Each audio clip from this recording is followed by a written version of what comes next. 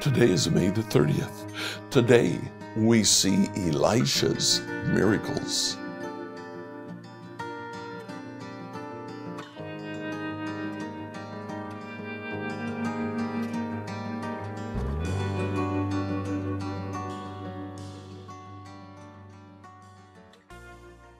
Today, as you read through the Bible in a year, please read 2 Kings chapters 4 and 5.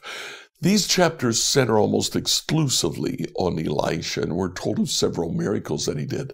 Some noteworthy, and we remember them. Others that I'll bet you weren't even aware that he had done them. First of all, the story of the unending oil. During a famine, a widow is running out of money. Elisha tells her, "Do you have any oil?" She says, "Yes." He says, "Gather as many containers as you have and pour oil from your oil jar into those containers." She does, and the oil never ends. She sends her son out to get more containers, and by the end of the day, she has gallons and gallons of olive oil, which she sells and survives. Then we're told of Elisha, who would stay with a woman from Shunem. He prophesied to her that she would have a son. She did, but in time that son died, apparently of heat stroke during the day. She calls for Elisha. Elisha comes and resuscitates the boy. Then there's the story of purified water. One of the schools of the prophets is that they go to the well and they find that the well has been poisoned. They find water that when they drink it, they become ill. Elisha takes a handful of flour, throws it in, and says, "Try it now," and it's purified. Flour doesn't purify, but God does. And then they bring Elisha a sack of fresh grains and 20 loaves of bread, barley bread. He says, "Feed the school with these loaves." They say there's only 20 loaves. Now, those are not big loaves. Those are biscuits. We have 20 biscuits. There are 100 people here. He says, "It doesn't matter. Feed them." And they had enough left over afterwards to continue eating. Sounds like Jesus in the desert, doesn't it? Finally, we have the story of Naaman, an opposing general who contracts some kind of skin disease. When the Bible uses the word leprosy, it's actually skin disease. It is not necessarily what we know today as Hansen's disease. It's a very contagious skin disease. He goes to Elisha, who tells him to bathe 7 times in the Jordan River. He does, and he's healed. Enjoy today as you read 2 Kings chapters 4 and 5. One day the widow of a member of the group of prophets came to Elisha and cried out, "My husband who served the Lord is dead, and you know how he feared the Lord. Now a creditor has come threatening to take my 2 sons as slaves. What can I do to help you?" Elisha asked. "Tell me, what do you have in the house?" "Nothing at all, except a flask of olive oil," she replied. And Elisha said, "Borrow as many empty jars as you can from your friends and neighbors. Then go into your house with your sons and shut the door behind you. Pour olive oil from your flask into the jars, setting each one aside when it is filled." So she did as she was told. Her sons kept bringing jars to her, and she filled one after another. Soon every container was full to the brim. "Bring me another jar," she said to one of her sons. "There aren't any more," he told her. And then the olive oil stopped flowing. When she told the man of God what had happened, he said to her, "Now sell the olive oil and pay your debts, and you and your sons can live on what is left over." One day Elisha went to the town of Shunem. A wealthy woman lived there, and she urged him to come to her home for a meal. After that, whenever he passed that way, he would stop there for something to eat. She said to her husband, "I'm sure this man who stops in from time to time is a holy man of God.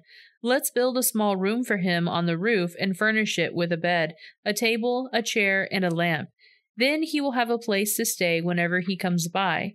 One day Elisha returned to Shunem, and he went up to this upper room to rest. He said to his servant Gehazi, "Tell the woman from Shunem I want to speak with her."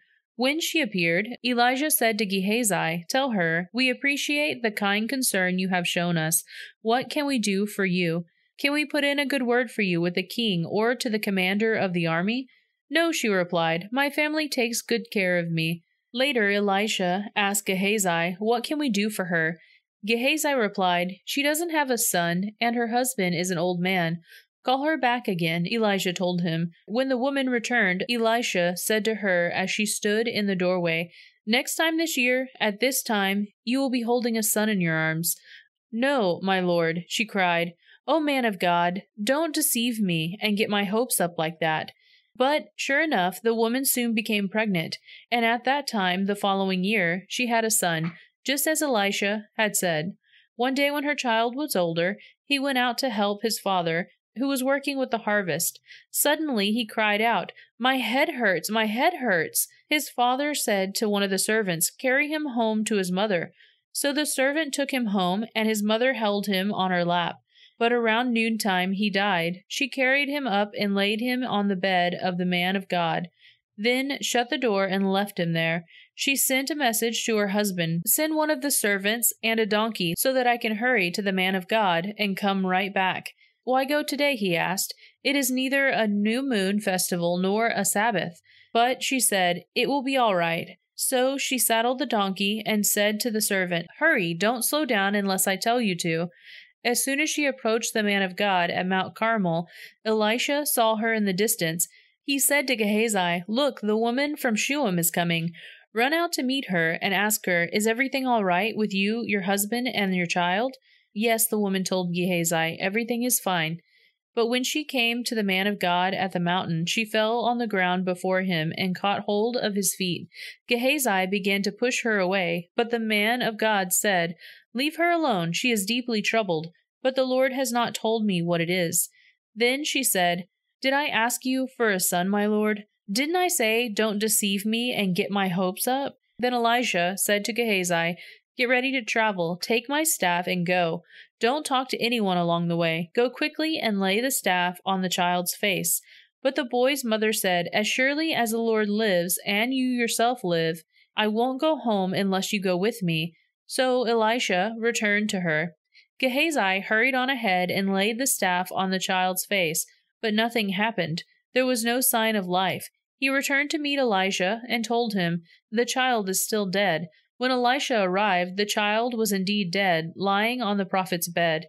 He went in alone and shut the door behind him and prayed to the Lord. Then he lay down on the child's body, placing his mouth on the child's mouth, his eyes on the child's eyes, and his hands on the child's hands. As he stretched out on him, the child's body began to grow warm again. Elisha got up, walked back and forth across the room once, and then stretched himself out again on the child. This time the boy sneezed 7 times and opened his eyes. Then Elisha summoned Gehazi. "Call the child's mother," he said. And when she came in, Elisha said, "Here, take your son." She fell at his feet and bowed before him, overwhelmed with gratitude. Then she took her son in her arms and carried him downstairs. Elisha now returned to Gilgal, and there was a famine in the land. One day, as the group of prophets was seated before him, he said to his servant, "Put a large pot on the fire and make some stew for the rest of the group." One of the young men went out into the field to gather herbs and came back with a pocketful of wild gourds. He shredded them and put them into a pot without realizing they were poisonous. Some of the stew was served to the men, but after they had eaten a bite or two, they cried out, "Man of God, there is poison in this stew." So they would not eat it. Elisha said, "Bring me some flour." Then he threw it into the pot and said, "Now it's all right. Go ahead and eat." And then it did not harm them. One day a man from Baal Shalisha brought the man of God a sack of fresh grain and 20 loaves of barley bread made from the first grain of his harvest.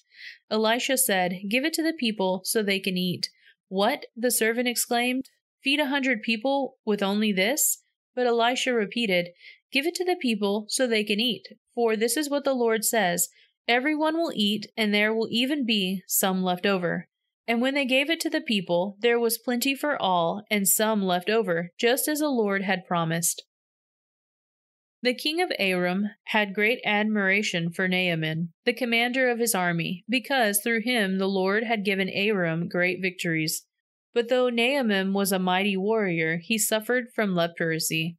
At this time, Aramean raiders had invaded the land of Israel, and among their captives was a young girl who had been given to Naaman's wife as a maid.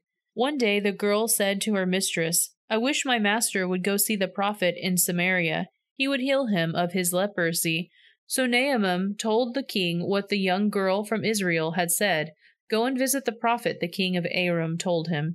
"I will send a letter of introduction for you to take to the king of Israel." So Naaman started out carrying as gifts 750 pounds of silver, 150 pounds of gold, and 10 sets of clothing. The letter to the king of Israel said, "With this letter I present my servant Naaman.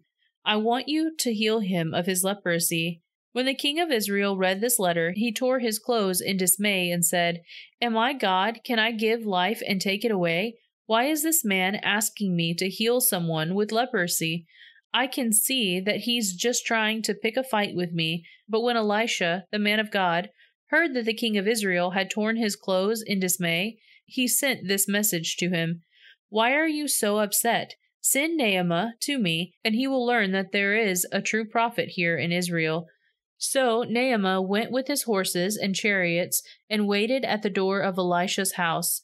Elisha sent a messenger out to him with this message: "Go and wash yourself 7 times in the Jordan River. Then your skin will be restored, and you will be healed of your leprosy." But Naaman became angry and stalked away. "I thought he would certainly come out to meet me," he said. "I expected him to wave his hand over the leprosy and call on the name of the Lord his God and heal me. Aren't the rivers of Damascus, the Abana, and the Pharpar better than any of the rivers of Israel? Why shouldn't I wash in them and be healed?" So Naaman turned and went away in rage. But his officers tried to reason with him and said, "Sir, if the prophet had told you to do something very difficult, wouldn't you have done it? So you should certainly obey him when he says simply, 'Go and wash and be cured.'" So Naaman went down to the Jordan River and dipped himself 7 times as the man of God instructed him. And his skin became as healthy as the skin of a young child, and he was healed. Then Naaman and his entire party went back to find the man of God. They stood before him, and Naaman said, "Now I know that there is no God in all the world except in Israel. So please accept a gift from your servant."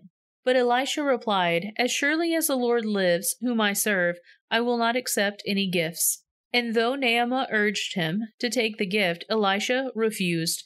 Then Naaman said, "All right, but please allow me to load 2 of my mules with earth from this place, and I will take it back home with me. From now on, I will never again offer burnt offerings or any sacrifices to any other gods except the Lord. However, may the Lord pardon me in this one thing. When my master the king goes into the temple of the god Rimmon to worship there and leans on my arm, may the Lord pardon me when I bow to." "Go in peace," Elisha said. So Naaman started home again. But Gehazi, the servant of Elisha, the man of God, said to himself, "My master should not have let this Aramean get away without accepting any of his gifts. As surely as the Lord lives, I will chase after him and get something from him." So Gehazi set off after Naaman. When Naaman saw Gehazi running after him, he climbed down from his chariot and went to meet him. "Is everything all right?" Naaman asked. "Yes," Gehazi said. "But my master has sent me to tell you that 2 young prophets from the hill country of Ephraim just arrived. He would like 75 pounds of silver and 2 sets of clothing to give to them." "By all means, take twice as much silver," Naaman insisted. He gave him 2 sets of clothing, tied up with money in 2 bags, and sent the 2 of his servants to carry the gifts for Gehazi. But when they arrived at the cathedral, Gehazi took the gifts from the servants and sent the men back. Then he went and hid the gifts inside the house. When he went in to his master, Elisha asked him, "Where have you been, Gehazi?" "I haven't been anywhere," he replied. But Elisha asked him, "Don't you realize that I was there in spirit when Naaman stepped down from the chariot to meet you? Is this the time to receive money and clothing, olive groves and vineyards, sheep and cattle, and male and female servants? Because you have done this, you and your descendants will suffer from Naaman's leprosy forever. When Gehazi left the room, he was covered with leprosy.